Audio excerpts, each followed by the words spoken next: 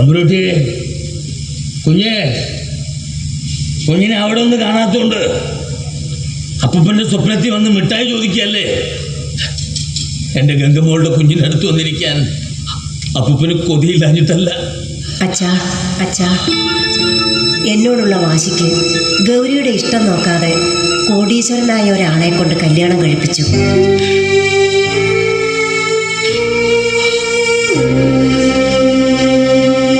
അച്ഛൻ ജയിച്ചു കാണാൻ വേണ്ടി അവൾ അന്ന് എതിർത്തൊന്നും പറഞ്ഞില്ല.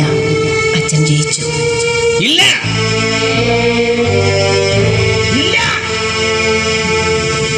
നടപടി നാരായണം തോറ്റതാ. അത് തിരിച്ചറിയാൻ ഈ നവതിയോളം എത്തേണ്ടി വന്നു എനിക്ക്. എന്നിട്ടോ ജീവിതത്തിൽ എന്തെങ്കിലും നടപടിയായോ? നമ്മളൊന്ന് നനയ്ക്കും, കാലം മറ്റൊന്ന് നടപ്പിലാക്കും. അത് ശരി, ഗുളിക കഴിക്കാൻ ഉറങ്ങാൻ തുടങ്ങുമായിരുന്നു. തമ്പുരുമോളെ കാണാതെ കുറെ ദിവസമായില്ലേ? അവൾ എന്റെ നേരെ മിഠായിക്ക് കൈ നീട്ടുന്നത് പോലെ തോന്നി ഞെട്ടി ഉണർന്നതാ. സർവേർ അറിയാതെ ഞാൻ അവിടെ പോയിരുന്നു. എന്നിട്ടെന്താ, തമ്പുരുമോളുടെ കളിയും ചിരിയൊക്കെ കണ്ട് കണ്ണു നിറഞ്ഞ് തിരിച്ചിങ്ങി പോന്നു. എല്ലാം കൊണ്ടും അച്ഛനൊരു പരാജയമാണ് മോളെ. എന്റെ പിടിവാശിയിൽ മോളുടെ ജീവിതം ആ സർവേയുടെ കഴുത്തിൽ കെട്ടി തുലച്ചില്ലേ ഞാൻ? മോളച്ഛനോട് ക്ഷമിക്കണമെന്നല്ലേ ഇത് പറയാൻ തുടങ്ങിയിട്ട് കാലം എത്രയായി? എനിക്കതിലിപ്പോ പരാതിയും പരിഭവം ഒന്നുമില്ലച്ചാ. എല്ലാം സഹിക്കാൻ ഞാൻ പഠിച്ചു കഴിഞ്ഞു. ഇപ്പം ഞാൻ ജീവിക്കുന്നത് തന്നെ തമ്പുരുമോളെ വല്ലപ്പോഴും കാണാമല്ലോ എന്നുള്ള പ്രതീക്ഷയില്ല. ആ, അച്ഛൻ അതും ഇതും ആലോചിച്ചിരിക്കാതെ കിടന്നുറങ്ങാൻ നോക്ക്.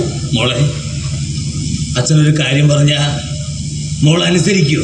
അച്ഛൻ ഇതുവരെ അനുസരിച്ചിട്ടല്ലേ ഉള്ളു ഞാൻ. ആ, മോൾക്കിപ്പോഴും വലിയ പ്രായമൊന്നും തോന്നുന്നില്ല. ഇതുവരെ ഒരു കുഞ്ഞുപോലും ആയിട്ടില്ല. പിന്നെന്തിനാ ഇനിയും അയാളുടെ കൂടെ ഒരു ജീവിതം?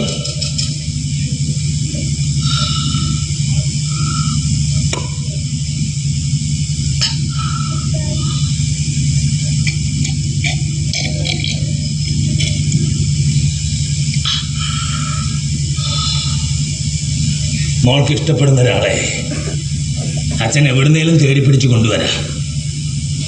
ഇല്ലെങ്കിൽ ഈ അവസാന കാലത്ത് മക്കളെ കുറിച്ചോർത്തുള്ള കുറ്റബോധത്തിൽ അച്ഛൻ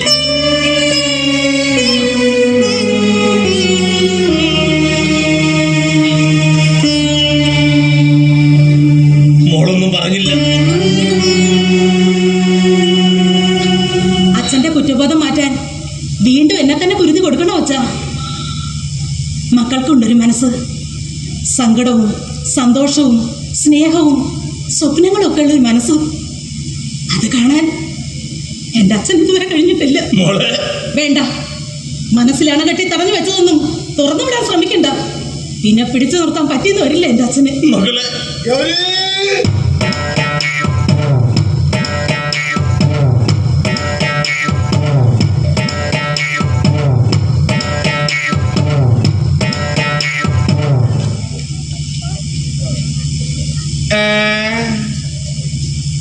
ഇയാൾക്ക് ഉറപ്പില്ലേ?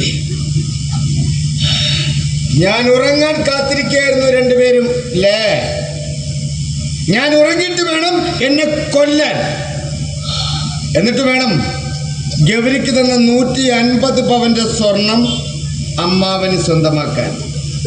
ഇതല്ലേ രണ്ടുപേരും കൂടി പ്ലാൻ ചെയ്യുന്നത്? കിടന്നുറങ്ങും. നോക്കിയേ, ഇത് കണ്ടോ? മകളുടെ ഭർത്താവിന്റെ സ്വത്ത് തട്ടിയെടുക്കാൻ അച്ഛനും മകളും ചേർന്ന് മകളുടെ ഭർത്താവിനെ കൊന്ന് വെട്ടി നുറുക്കി ചാക്കിൽ കെട്ടി കായലിൽ തള്ളി. പിന്നെ ഞാൻ എങ്ങനെ കിടന്നുറങ്ങും?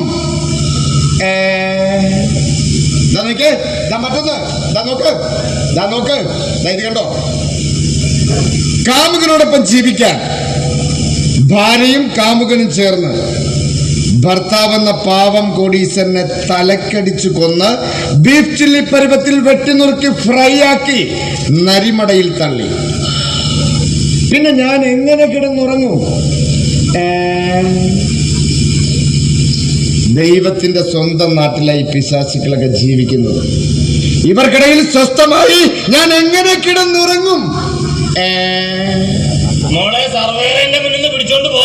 ബാബാ, ഷെയർ മാർക്കറ്റിൽ കുറച്ച് കാശ് ഇൻവെസ്റ്റ് ചെയ്താലോ? കാശ് പെട്ടെന്ന് ഡബിൾ ആക്കാം. ഇയാളെ സ്വത്ത് പണം എവിടെയും കൊണ്ടുപോയി പണ്ടാരടങ്ങ. പണം സമ്പാദ്യം പോലക്കാരാ മൂട്. സർവേർ വാ, നമുക്ക് ആലോചിക്കാം. അത് ശരിയാ, അമ്മാവന് ഷെയർ മാർക്കറ്റിനെ കുറിച്ച് ഒന്നും അറിയില്ല. ഈ അദാനിയും അംബാനിയും ഒക്കെ കോടീശ്വരന്മാരായത് ഇങ്ങനെയാ. നമ്മളെപ്പോഴും കാശ് ഇരട്ടിപ്പിക്കുന്നതിനെ കുറിച്ച് ആലോചിക്കണം. പ്രസവം അനാവശ്യ ചിലവാണ്, മണി വേസ്റ്റാണ്. അല്ലേ? ആണ്, മണി മണി മണി വേസ്റ്റാണ്.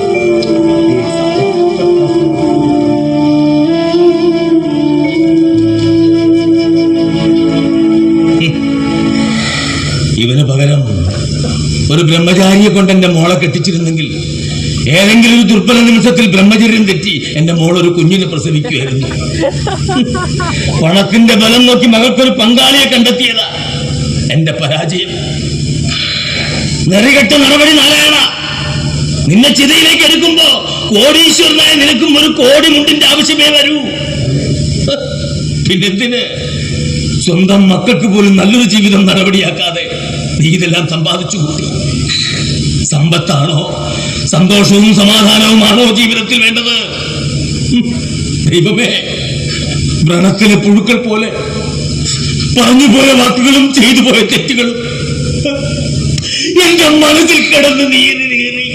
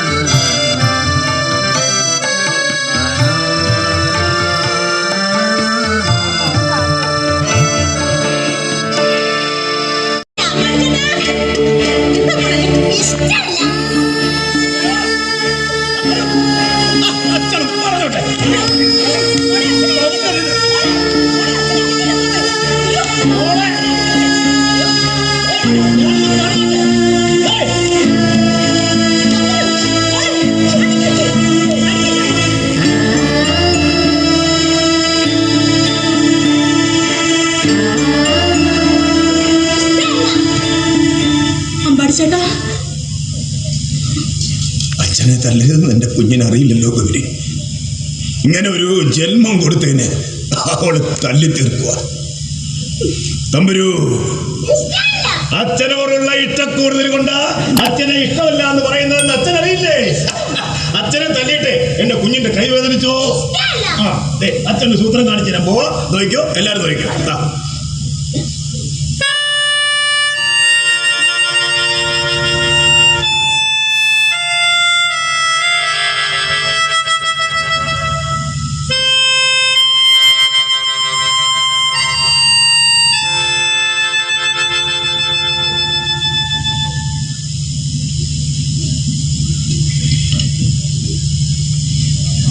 തമ്പുരു, നമുക്ക് ആന കളിച്ചാലോ? ഗൗരി, ആന. ആ ഗൗരി, എന്റെ കുഞ്ഞിനെ ആന പിടിച്ച് കെട്ടിക്കോ. പെട്ടെന്ന് ആന.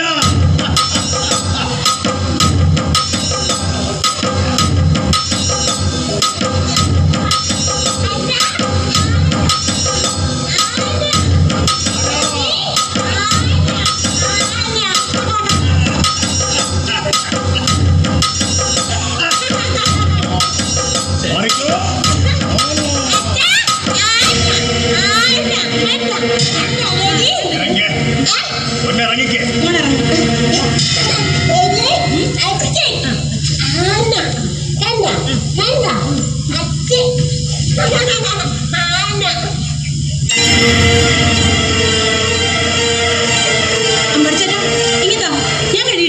ഇതാദ്യമായിട്ടൊന്നും അല്ലല്ലോ.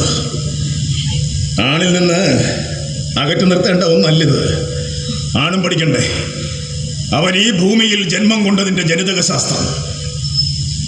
അമാവാസി പോലെ മുറ തെറ്റാതെ പെൺ ശരീരത്തിലും മനസ്സിലും ഇരുട്ട് വരത്തുന്ന ആഗ്രഹണം പിടിച്ച ദിനങ്ങൾ ആണറിയണം.